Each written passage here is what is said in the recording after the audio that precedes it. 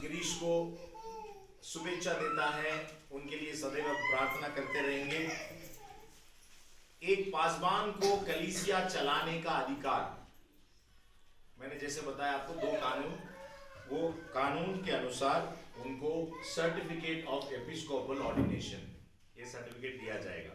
ठीक है, अभी तक दिया नहीं, अभी दिया जाएगा। इसमें उनका नाम में दिया हुआ है और क्या लिखा है, has given the divine proof of divine gift and calling to ministry of the gospel of Christ and has demonstrated dedication to the said calling according to the word of God. Therefore, after certifying that his candidate has met the subscribed standard of Church of Episcopal Fellowship International Diocese, we hereby set apart and ordain the servant of God to the ministry of the gospel in recognition of divine ordination. With this ordination, we confer all the rights and privilege of an ordained, including the authority to solemnize marriages, to conduct baptism, burials, and other forms of religious worship and sacerdotal functions.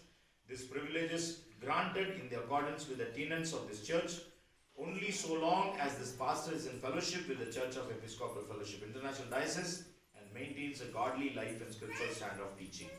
क्या दिया हुआ है इस अधिकार में? उनको क्या क्या करने के लिए अधिकार दिया हुआ है?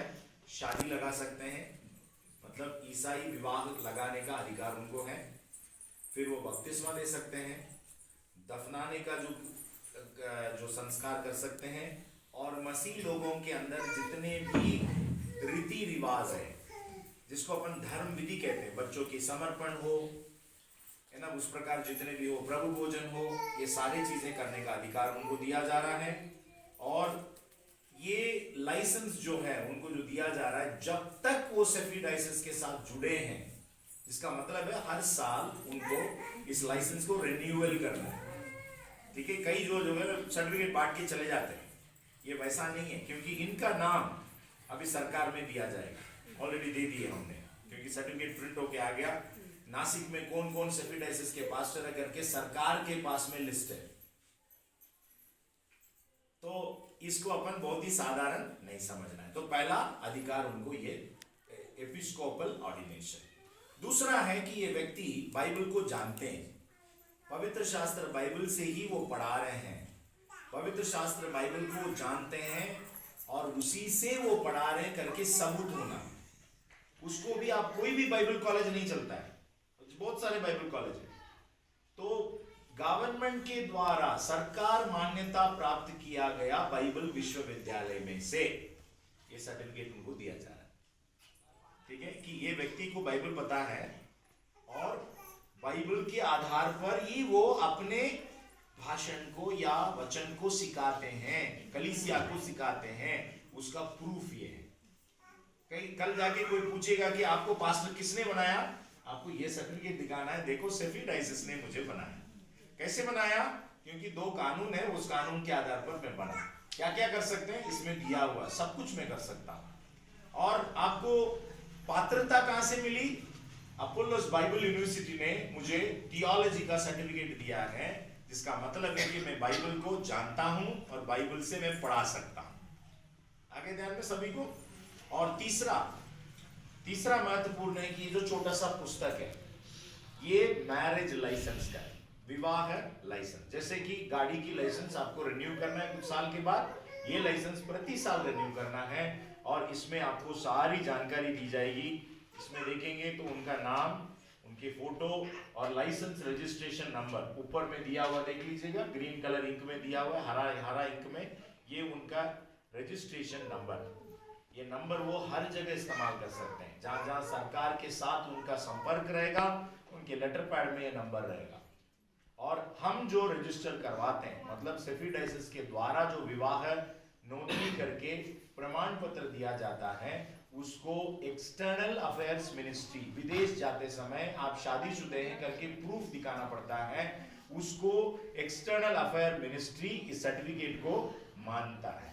और विदेश में, मतलब दूसरे देशों में फॉरेन मिनिस्ट्री रहता है, विदेश से आने वाले लोग, भारत से अमेरिका जा रहा है, वहां का मंत्रालय उसको स्वीकार करना चाहिए। तो हमारे द्वारा दिया गया सर्टिफिकेट को इन हर देश में मान्यता प्राप्त हुआ है। कई डायसिस वालों को मैं पूछता हूं कि ऐसा हुआ क्या कभी आपके साथ में? नहीं नहीं नहीं, वो तो कोई काम की नहीं है, हम लोग ऐसे देते हैं पास्टर, क्यों देना है ना? ऐसे बहुत ही धोखा देने वाले लोग घूम रहे हैं, सतर्क रहिए। ये सारी चीज आप लोगों को मैं इसलिए बता रहा हूं क्योंकि पास्टर साहब बहुत ही लकी हैं, अनुग्रह है कि परमेश्वर ने उनको ये सारी चीज उपलब्ध कराया। फिर उनके पास ऐसा 2 कार्ड दिया जाता है। एक है, ये कार्ड हर जगह आप दिखा सकते हैं कि ये सेफी डायसिस का मेंबर है। सेफी डायसिस के 22,000 पास्टर्स है। सो आज से आपका सेवा का जो मतलब जो क्षेत्र भी बढ़ गए। अब यहाँ से पंजाब जाइए, बोलिए सेफी डायसिस का पास्टर हूँ, वहां के बिशप या पास्टर आपको स्वीकार करेंगे और अपने स्टेज देंगे कि आइए पास साहब, महाराष्ट्र से आए क्या, प्रचार करिएगा।